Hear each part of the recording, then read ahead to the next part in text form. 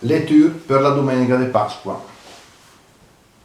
Proponiamo per questa Pasqua, oltre ad altre letture già proposte nei giorni scorsi, una poesia di Giosafatti Rotondi. Per chi volesse vedere il testo, consiglio di andare sul sito della comunità pastorale San Paolo VI, che è quella che comprende le parrocchie di Dugnano, Incirano e Calderara, nella città di Paderno Dugnano. Su Camminare Insieme, che è pubblicato in PDF nel sito, trovate il testo della poesia stessa, così se volete anche interrompere un attimo il video e andare a cercarla potete seguire.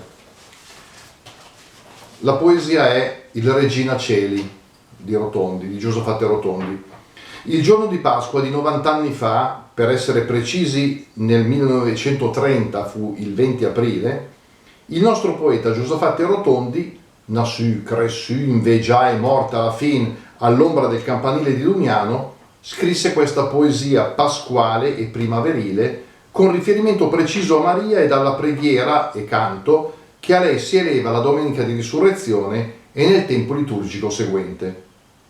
La breve lirica trova posto nella raccolta Stime Versari, pubblicata nel 1946 e ristampata nelle edizioni di fine anni 80 e del 2005.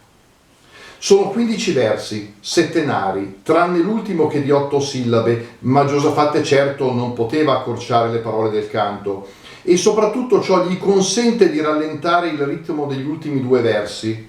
Non a caso il penultimo è graficamente spezzato su 2 righe, perché la preghiera del Regina Celi si stacchi come la frase più importante, quasi una gemma preziosa che è stata presentata dai versi precedenti. Sembra che per la Madonna potrebbe essersi ispirato a questo quadro che c'è nella chiesa di Dugnano, il Rotondi, chi lo sa, può essere il nostro pensiero. Notiamo 3 coppie di rime, 2 baciate, lur, color, preputent, vent, una a distanza di 3 versi, mattina, regina. Si può trovare una certa assonanza in guardia, magnolia. L'autore non sceglie, a me pare, di attirare l'attenzione con facili rime, cosa che gli sarebbe riuscita agevole, ma con un ritmo che tiene in sospeso l'attenzione per 11 versi, prima di svelare cosa vuol dirci, con il crescendo rossiniano che dal mai iniziale arriva come un elastico tirato al mai del verso 10, allungato dall'inciso dei versi 2 e 3, e da quello doppio fra parentesi dei versi dal 6 al 9, con l'insistenza sul senso della vista colpito da luce, cielo, sole, colori, con i riferimenti alla natura in generale e in particolare agli alberi e al vento. Il poeta definisce la sua casa nuova, penso non a motivo di lavori eseguiti all'esterno o all'interno, ma piuttosto in senso metaforico. Senza voler forzare il suo pensiero, mi viene spontaneo pensare al Signore che fa nuove tutte le cose, come dice Apocalisse 21,5. E quindi al parallelo fra la nuova stagione della primavera, che rende nuova la casa, e la festa della più grande novità, la Pasqua, che rinnova ogni persona. La preghiera è un bisogno che viene in gola come un'emozione, pensiamo al Magun, e viene espressa a voce alta perché esce incontro al vento. Quest'ultimo può essere simbolo dello Spirito Santo?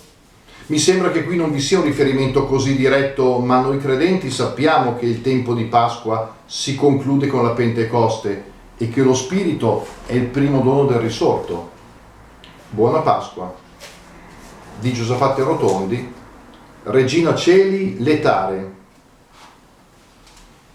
Mai come in sta giornata de Pasqua, tutta luz, tutta ciel, tutta su, denas la casa mia, neva in la primavera, e che munten de guardie il cedro e la magnolia, e tut intorno a lur le un'orge de color, mai come in stamattina, nessun sentia la gura e il besogn preputent, devusa incontra al vent, devusa forte regina, celi, letare. Alleluia. Regina Celi, letare, alleluia. Quia quem meruisti portare, alleluia. Resurrexit, sicut dixit, alleluia. ora pro nobis Deum. Alleluia.